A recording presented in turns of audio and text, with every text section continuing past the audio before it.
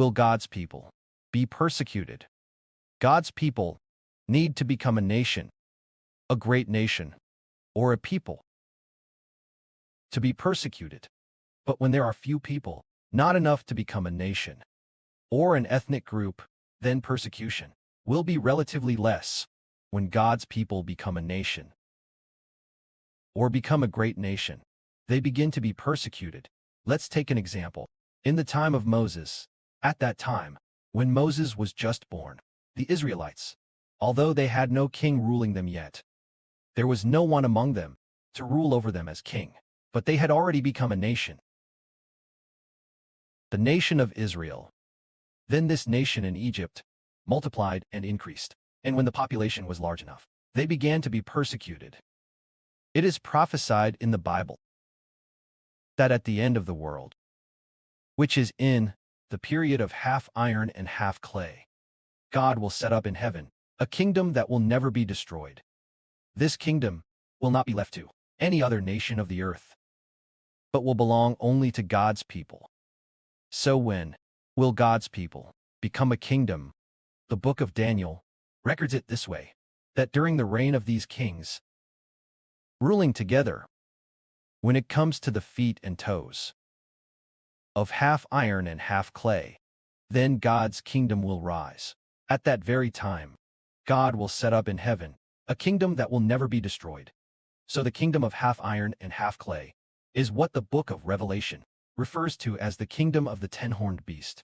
It is not the time of the seven-headed ten-horned beast, but when it comes to the ten-horned beast, as the seven-headed ten-horned beast's seventh head no longer exists, the seventh head has already split, and then allied again, becoming the period of the ten-horned beast, which is when Russia splits and allies again. Russia's splitting. It should be at the time when Russia splits. Russia splits, and then splits into about 10 countries. 10 countries, each small country ruled by its own king. Each small country has its own king ruling. At that time, God will set up in heaven a kingdom that will never be destroyed. This kingdom is the spiritual kingdom of Israel. At this very time, the spiritual kingdom of Israel, while Russia is split and constantly attacking the 10 small countries, especially the small country of the south and the country of the north. As for the country of the south and the country of the north, during the period of constant warfare, which is what the book of Daniel talks about, the king of the south attacking the king of the north, and the king of the north attacking the king of the south, constantly attacking for about 10 years. During that period, it is when the spiritual kingdom of Israel experiences a great gospel explosion, a period of gospel explosion.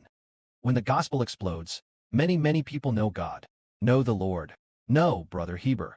Then, after about 10 years, during the period of about 10 years after the big outbreak, we had already become a great and mighty nation, with a population even larger than the total population of China. Even the population of 2 Chinas might not necessarily be more than ours. At that time, just then, the divided Russia had already been divided for nearly 10 years, and there appeared a very powerful monarch, namely the divided country. Divided into 10 small countries.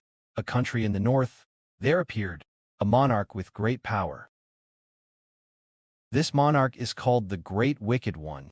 This Great Wicked One then unified Russia, reunifying Russia, which had been divided for many years. So, this Great Wicked One attacked many countries. Later, he directly and continuously attacked God's people. This is the ten-horned beast. Namely, the ten-horned beast. First, right, the seven-headed ten-horned beast. Later, the seven-headed ten-horned beast. When it came to the seventh head, after it received a fatal wound, they all became the ten-horned beast. Of course, there is another beast, which is the UK and the US, called the two-horned beast.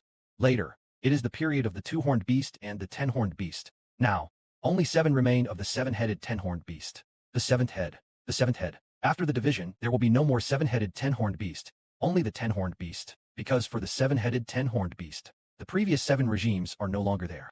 For example, the Persian Empire we spoke of, the Babylonian Empire, the Egyptian Empire, these are all gone. But now, there is only the Russian Empire.